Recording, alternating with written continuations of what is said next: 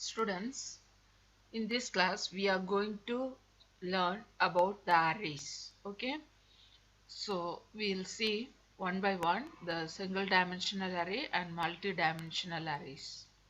First of all, we are going to see what is called as a dimensional array, that is single dimensional array. So single dimensional, what is called as an array? Array is a memory space to store a set of values of same data type, whether it is an integer data type or a floating data type, character data type or a string data type. Okay, as we get on with the Java programming, it becomes necessary to store data in the most convenient and economical way. You may need to structure the memory to store numerous data items by applying minimum set of values and by using optimum memory space. In this chapter, we will put stress on optimizing the memory space for effective storage with the help of logical structure called dimensional array. Now let us see the need to use an array. To understand the need of an array, refer the program segment given below. See, here we are using one for loop for I equal to 1, I less than or equal to 10, I plus plus. M equal to integer dot for end of in dot read line of. So M is the name of the array that consisting of integer elements. Okay. So we are accepting 10 elements, 10 numbers one by one. We have already discussed that the variable is assigned memory space location for storage during compilation. The location represented by M can store only one integer at a time.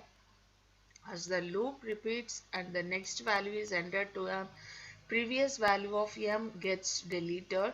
On compilation of the loop, you will find that out of 10 numbers which you have entered, only the last value is left out of the memory location. Okay, so if we are using a variable, only one variable, so here the loop, here we are using the for loop, it is repeated 10 times. Okay, it will repeat 10 times, but the value stored in the variable M is only one variable, that is the last variable. We cannot able to see the previous values in the variable M.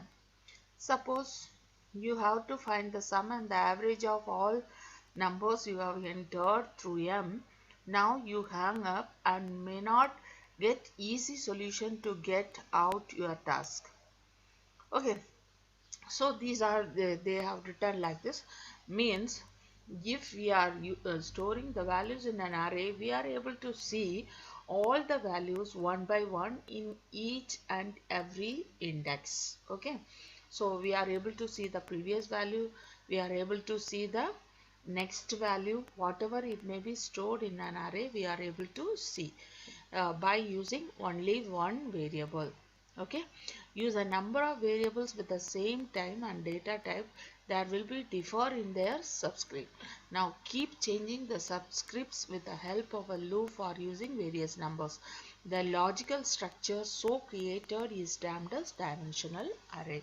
Okay, by using only one variable, we are able to store many millions of numbers in an array. Okay, the next one is see the structure of array is given below.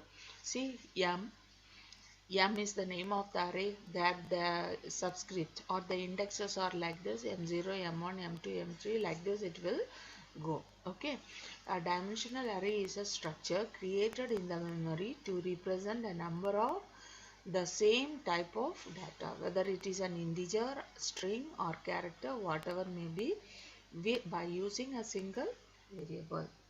So next one is the dimensional array is of two types, that is single dimensional array and double dimensional array.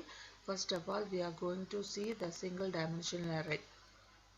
When the elements are specified by a single subscript, the array is called single dimensional array.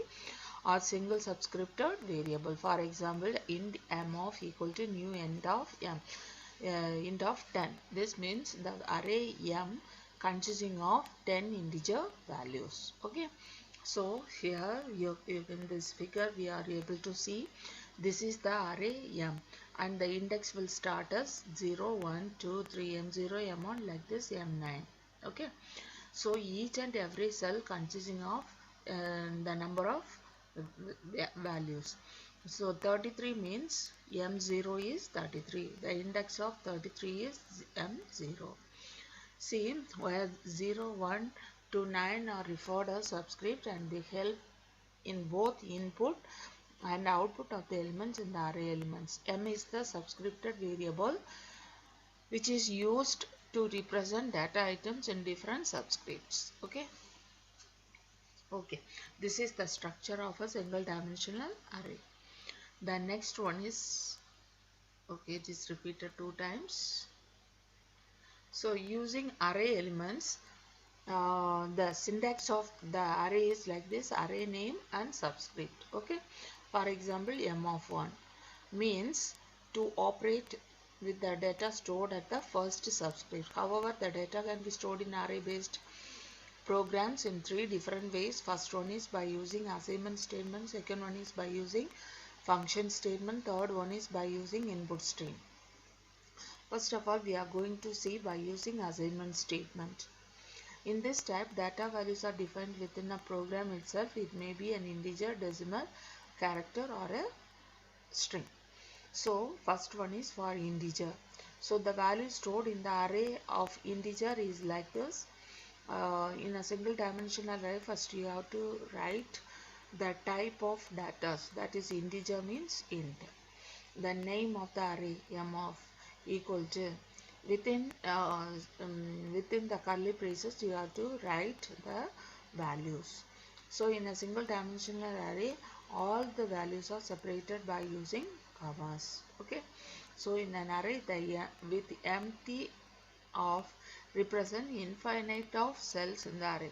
In here also, in this example, you can see int m of, so there is no number inside the bracket. That means the array consisting of infinite number of elements. We are able to store infinite number of elements in this array. Okay, अगर इसमें लिखा है int m of 10, so we are able to store 10 elements in the array. So the next one is by the one program is there.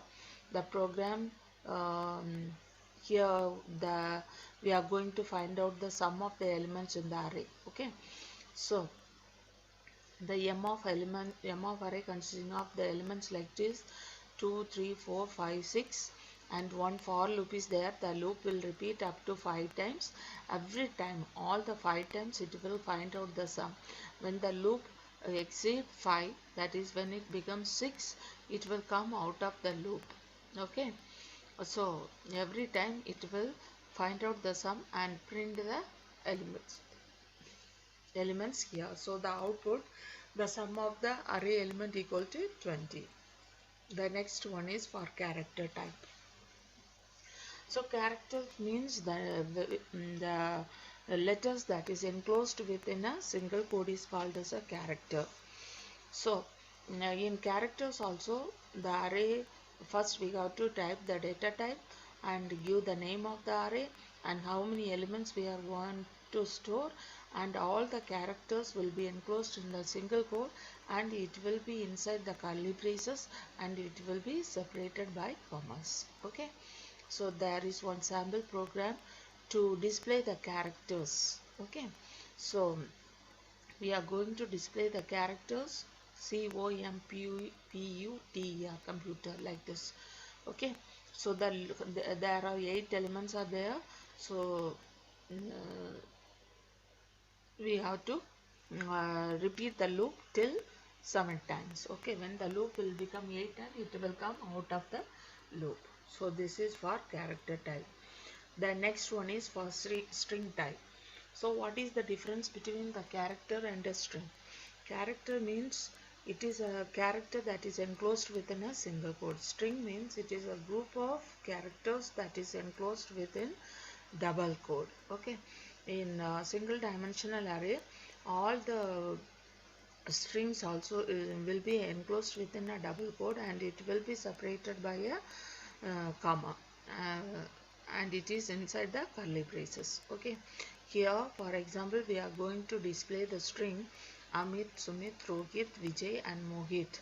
Okay, so there are five names are there, so the loop will repeat 5 times. Okay, so the initial value is 0. 0 means the index of the elements.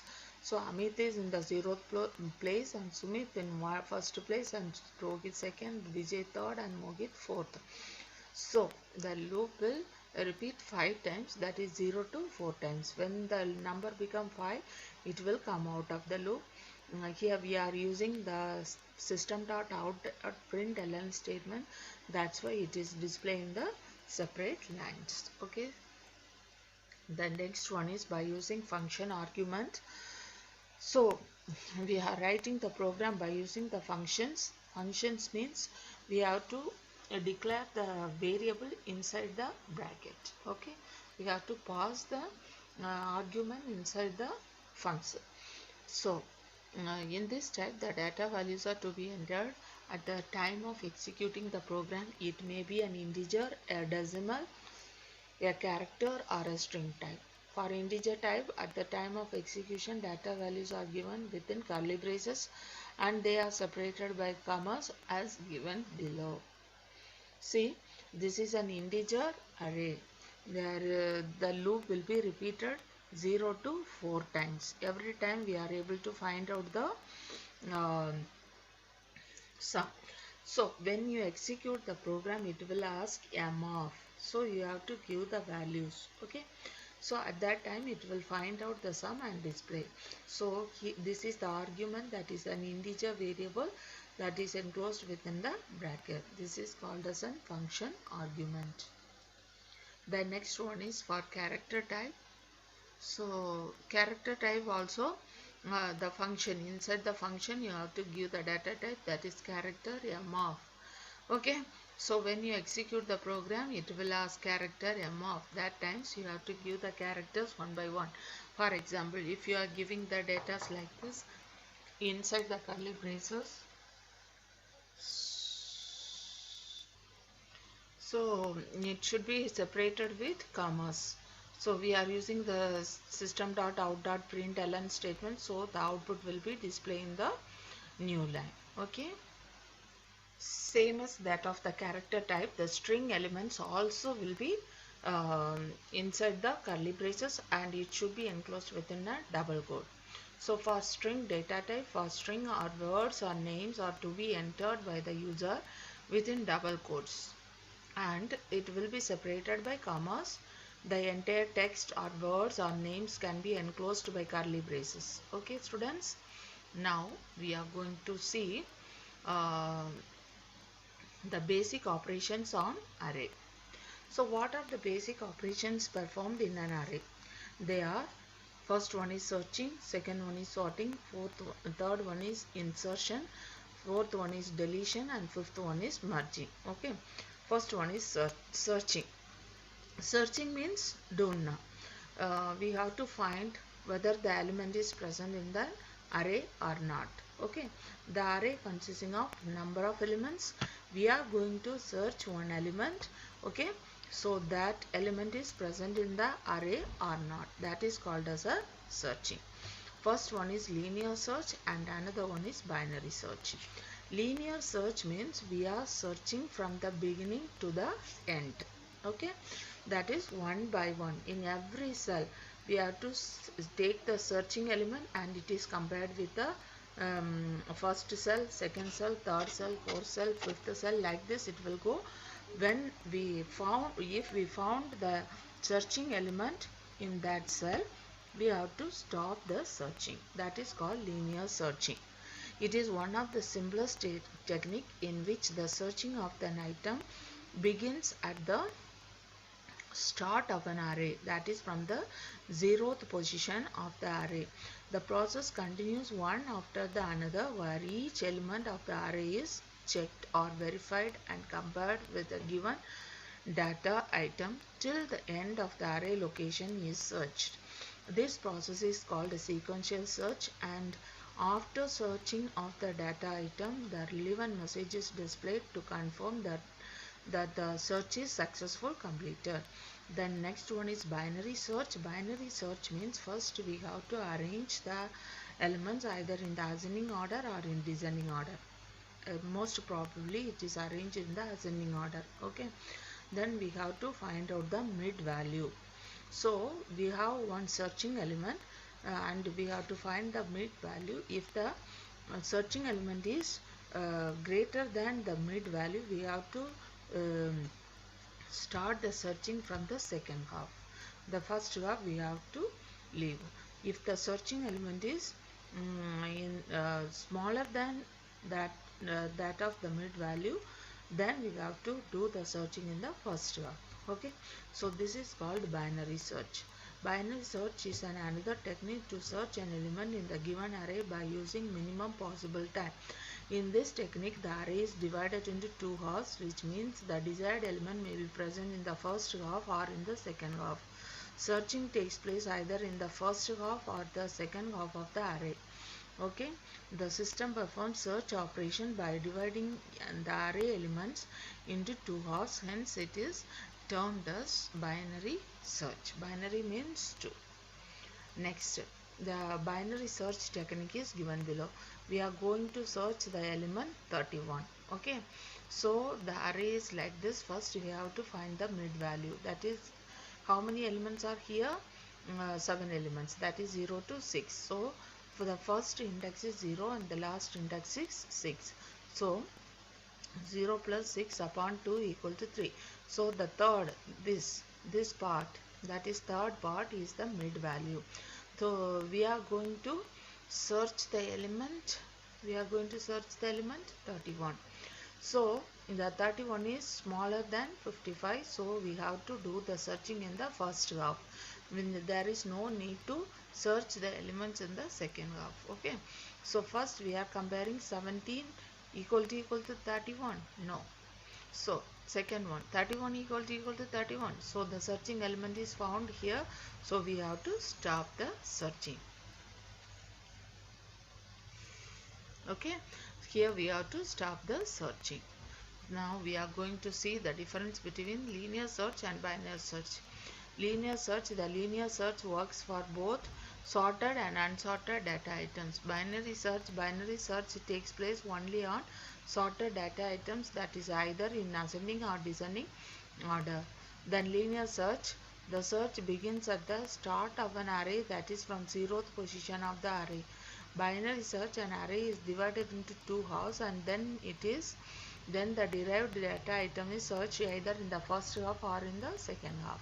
Okay, students, the next one is sorting. Sorting means it is the process of arranging data in a specified order, which may be either ascending or descending. It is applicable for both data types, that is integer type and string type. The character and alphabets can be sorted in alphabetical order. There are three ways sorting items given. That is, first one is selection sort, then bubble sort, then insertion sort. Okay, so first of all we are going to see the selection sort. Selection sort means we have to check the first position. We are taking the first element and it is comparing with all the elements. So if we find any small elements, it should be shifted here and then this element will shifted it placed there. This is one of the techniques to sort the given data item in a specified order, that is ascending or descending. In this technique, successive rounds are executed to select the elements in same order and place them into their positions. Suppose we are to arrange the numbers ascending order from unsorted data, the following steps involved, which may be illustrated below. Okay, so this is the first step. So 44 will go here and 15 will come here. Okay, students, then the next step is like this. So the next step, we are comparing 97 with all the elements here. This is the most smallest element, so 27 will come here and 97 will go there. Like this, every step we have to follow. You have take a paper and do it step by step. So in the seventh position, it arranged in an ascending order. So here we start the arrangement, that is sorting technique. The next one is bubble sort. Bubble sort is the lengthiest process. That is, first we have to see the adjacent cells only. If the nearby cell is smaller than the first position, we have to interchange. Next we will take the first and second, then second and third. Like this the process will go. At last, after completion of the first process, if you see the array will not be in an ascending order or in a descending order. Then again we have to start from the first position. So this, comparing to the selection sort, the bubble sort is a very lengthiest process. The highest element has been pushed to the last position. It will take too much time. Okay. Uh, this is the first pass in which the loops of iteration. Similarly, in the second part, the loop will run for 6 times. Okay, so the process will be 7 into 6 into 5 into 4 into 3 into 2 into 1. So it is a, this bubble sort is a very lengthiest process. The next one is insertion process. In the insertion process, we have to follow some rules. That is, start with the first element, compare the element with the elements of the previous cell, keep on shifting each element to the next element unless an array element is less than the element. Okay, then insert ELE in the position next to the smaller element. Repeat the process of step 2 for the next. So we are going to insert some element. It will be stored in the variable ELE. So we have to compare all the elements one by one. When the element we have to find the fixed position of that element.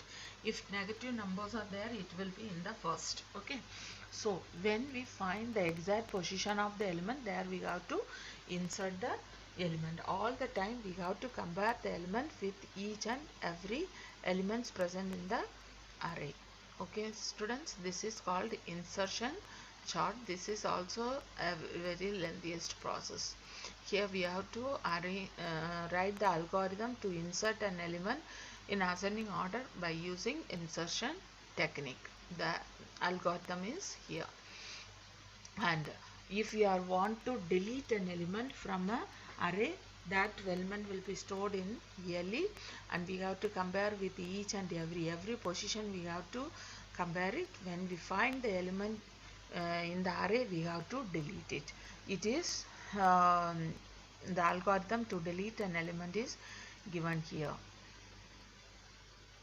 Okay students, then we are going to see the double dimensional array. In single dimensional array, we are arranged the elements. Elements we are stored in the array will be separated by the comma, and it should be inside the curly braces. Here also in double dimensional array also, the element should be present inside the brackets, and it is stored inside the curly braces, and it should be separated by comma. But the elements means it is not a single elements. The elements means it consists of a row element and as well as a column element. Okay, so this horizontal line is called as columns, and the vertical one is called as row. Okay students, so this is the structure of a double dimensional array. That is, M of 0 0 means 0th row and 0th column, 0th row first column, 0th row second column, 0th row third column. Like this, row and column elements will be present in a double dimensional array. So here also we will see the We can represent similar type of data in a double dimensional array depending upon the data type. So it will be like this: array types, data types, and format.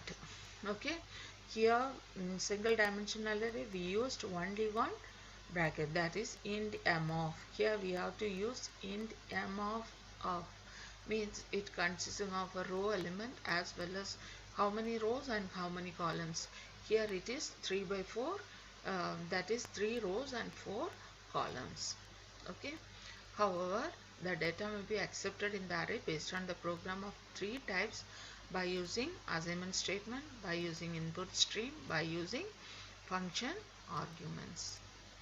The next one is there we see one program to arrange the elements in ascending order by using a single dimensional array by using selection sort. This you studied in class 10th also. Okay. If you understand the technique, it is nothing to arrange the elements in ascending order. Here this is searching, binary search technique. First we have to find out, first we have to accept all the elements in the array, then we have to find out the mid value. If the mid value is less than the number to be searched, the lower boundary will be increased. If the mid value is greater than the number, the upper boundary, we have to decrease the values by one. If we find the element, the flag will become 1. When the flag will become 1, we will write that the search is successful, otherwise the search is unsuccessful. Okay students, so here the chapter is ending here. So you have to learn all the techniques that we used in arrays. Okay, so this is the end of this chapter.